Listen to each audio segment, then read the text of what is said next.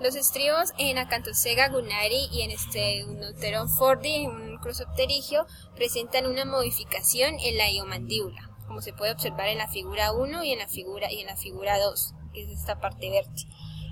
Aún pues, en los peces funcionan o se cree que lo utilizan en la respiración. Este hueso de la iomandíbula pues estaba en el lugar adecuado y en el momento justo, ya que cuando se aventuraron o cuando decidieron salir por primera vez estos vertebrados al agua, pues lo utilizaron como un transmisor del sonido. Entonces se puede decir que la iomandíbula pues fue como una preadaptación para escuchar o oír sonidos fuera del agua. Entonces, ¿qué va a pasar con los huesecillos del oído, el martillo y el yunque? ¿Qué pasa con estos huesecillos? Entonces, el Acanthostega no lo presentaba, y ni tampoco los reptiles, los anfibios y otras formas pues extintas de mamíferos. Pero ellos lo que hacían era que estos grupos pues transmitían el sonido de la membrana timpánica desde aquí hacia el oído interno, pasando directamente por los estribos. Entonces, ¿dónde se va a encontrar el martillo y el yunque en los antecesores de los mamíferos? Entonces, pues se van a encontrar en una posición homólogos a dos huesos de la mandíbula, como es el articular, que está aquí, y el cuadrado. Entonces, el articular y el cuadrado está en el reptil, y juntos van a conformar la articulación pues mandibular, y en el mamífero va a estar el angular y el escamoso. En cuanto al martillo y el yunque, pues se va a originar a partir de la mandíbula, pues más que todo en el estado de desarrollo embrionario, en los mamíferos y en los peces mandibulados. En los mamíferos pues va a estar en los primeros estadios, y estas células pues van a estar destinadas a convertirse en martillo y en yunque, y van a ser derivados como del primer arco branquial, y también van a conformar pues también el cartílago de Meckel.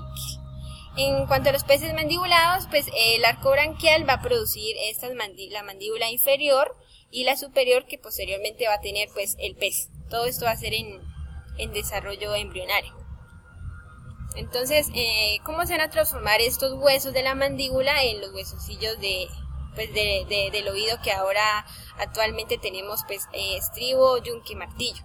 Entonces, pues para esto nos vamos a remitir hacia los mamíferos ancestrales, como el Synodontido, que pertenecía al Diantonatus, el cual tenía una articulación mandibular ancestral que implicaba los huesos cuadrado y el articular. Entonces aquí está el cuadrado y está el articular, pero también tenía el dentario y el escamoso, lo tenían ahí juntos. Entonces estaban juntos y hacían como una conformación. Entonces la articulación derivada entre los huesos superior e inferior de la mandíbula también se van a encontrar aquí en este Synodontido. En cuanto a los mamíferos tardíos, pues los huesos cuadrado y articular también se articularon con los estribos, pero ahora lo conocemos como yunque y martillo. Las flores de Begonia involucrata son unas flores monoicas, los cuales quiere decir que va a tener flores masculinas y flores femeninas en una misma planta. Entonces estas flores pues van a estar polinizadas por las abejas, y estas pues abejas van a preferir las flores masculinas, ya que estas les ofrecen pues mucho más polen que las flores femeninas. Entonces, para contrarrestar esto, las flores femeninas decidieron como adoptar un mecanismo adaptativo para parecerse más a las flores masculinas, para que pudieran ser pues polinizadas. Entonces Douche y John decidieron hacer un experimento donde pues plantearon dos hipótesis. Entonces, en la hipótesis 1 dijeron que pues entre más se pareciera a las flores femeninas a las masculinas, entonces van a ser más visitadas con mayor frecuencia por las abejas. Y en la hipótesis 2 pues plantearon que entre más se pareciera a las flores femeninas a las masculinas, pues las masculinas les van a dar como más polen a estas abejas. Entonces van a ser, por lo tanto, más visitadas estas abejas a estas flores. Entonces, en la hipótesis 1 tiende a favorecer la selección estabilizadora, ya que pues va a favorecer el mejor fenotipo femenino al fenotipo promedio masculino, o sea, entre las flores femeninas y las flores masculinas. Y en la hipótesis 2 pues va a tender a favorecer mejor la selección natural, ya que la selección favorece a las flores femeninas más grandes frente a las más pequeñas. Esto quiere decir que la selección sobre las flores femeninas va a ser direccional, favoreciendo siempre a las flores más grandes, pues frente a las flores más pequeñas. Dawes y Young también hicieron flores artificiales de 3 tamaños diferentes, o sea, ya no decidieron solamente estudiarlas en flores individuales, sino también en inflorescencias, y dijeron que se favorecían pues por 2 razones. Entonces las abejas primero podían ser atraídas por inflorescencias con muchas flores, y segundo pues estas flores femeninas iban a significar más potencial para producir estas semillas. Entonces con este experimento ellos comprobaron esta selección direccional, ya que iban a favorecer siempre las flores más grandes, y también miraron pues también el tamaño y el número de las flores. En este caso ellos lo hicieron con 74 inflorescencias, y descubrieron que había como un compromiso, una relación entre las flores más grandes, que van a ser las flores femeninas, y una inflorescencia con otra flor. Entonces las abejas siempre van a ser atraídas por inflorescencias con mucho más flores, y también pues para flores con muchas más semillas. Entonces la selección direccional pues va a favorecer siempre las flores más grandes, y también va a haber como una relación y un compromiso entre el tamaño y el número de flores.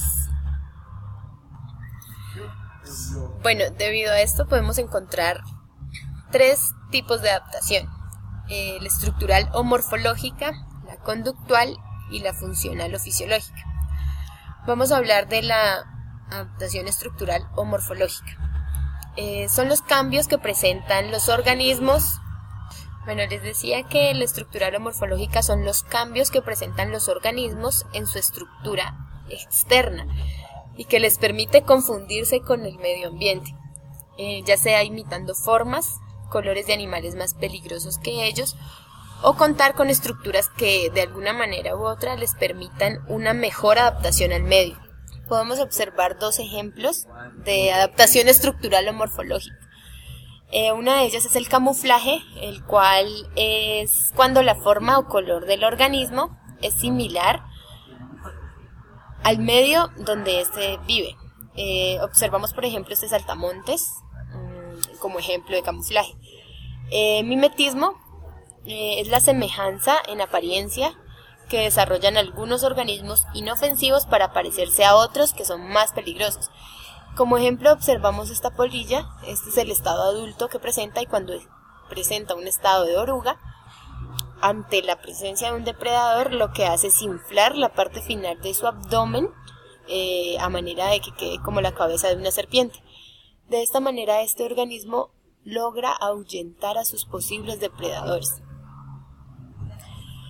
Adaptación funcional o fisiológica se define como la que ocurre en aquellos organismos que tienen la capacidad de alterar la fisiología de sus cuerpos, órganos o tejidos, representando un cambio en el funcionamiento pues, del organismo. Ejemplos más claros pues es la zarigüeya y esta especie de rana, que ante la presencia de un depredador lo que hacen es hacerse el muerto, disminuyendo su frecuencia cardíaca, su frecuencia respiratoria y también su temperatura corporal. Existen innumerables adaptaciones fisiológicas. Entre ellas las más importantes están las adaptaciones a la temperatura, las cuales desarrollan los animales que viven en ambientes fríos, pues a manera de compensar y resistir estas bajas temperaturas.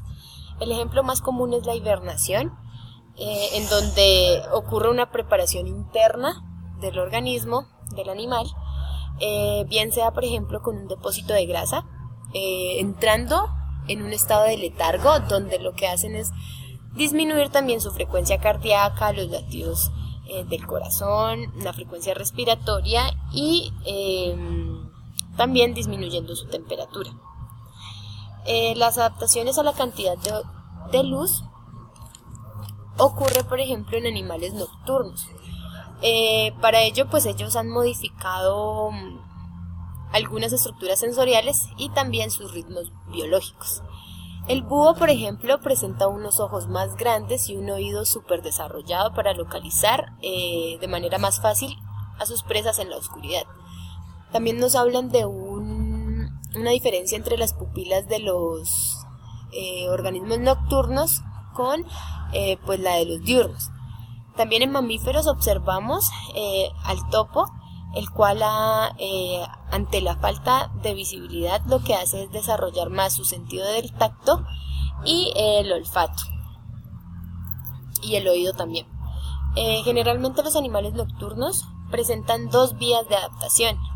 La primera de ellas es atrofiando los órganos de los sentidos que no pueden utilizar, y la segunda de ellas es modificando dichos órganos para que estos sean más sensibles a la escasez de la luz. Tenemos también adaptaciones al tipo de alimento. Esta ocurre en animales que han debido adaptar su cuerpo a un tipo de alimentación específico, ya sea adaptando algunos órganos digestivos, como en el caso de los rumiantes. Tenemos dos tipos de alimento debido a esta adaptación. Está la macrofágica, que es cuando los animales pueden seleccionar su alimento, es decir, que ocurre una ingesta de piezas alimenticias grandes. Observamos, por ejemplo, en vertebrados las modificaciones o adaptaciones en el aparato bucal, por ejemplo, de las aves, dependiendo del alimento que ingieran, el desarrollo de garras en algunos animales como el oso hormiguero. También en invertebrados observamos un aparato picador chupador, que es el de los mosquitos, como lo vemos aquí, y también el aparato masticador de los saltamontes. En cuanto a al tipo de alimento microfágico, se dice que este significa la ingestión de piezas alimentarias muy pequeñas, casi microscópicas. Estos individuos que desarrollan este tipo de alimento microfágico no tienen la capacidad de elegir o de seleccionar su alimento. Por ejemplo, observamos el aparato lamedor de la mosca, observamos la espiritrompa presente en mariposas, y en vertebrados ya observaríamos las barbas de las ballenas, las cuales pues es una red filtradora que tamiza el agua que éstas ingieren para captar y obtener más fácilmente el plancton. Finalmente tenemos la adaptación conductual o comportamental. Esta implica una modificación en el comportamiento de los organismos. Esto debido a diferentes causas, ya sea reproducción, alimento, defensa y cambiarse periódicamente de un ambiente a otro. El ejemplo más común de esto pues es la migración, en donde, por ejemplo, ciertas aves, cuando comienza la temporada del invierno, viajan de lugares muy fríos a unos más cálidos. Otro ejemplo es los cambios en la humedad. Por ejemplo, este anfibio que observamos aquí, cuando ve que hay mucha sequía, lo que hace es enterrarse en el fango para compensar este cambio pues en su temperatura corporal. Se dice que esta adaptación es la más útil para protegerse de depredadores, debido pues a que muchos peces y aves, por ejemplo, viajan en grupos muy grandes para protegerse ante un ataque. Aquí observamos la bibliografía y muchas gracias.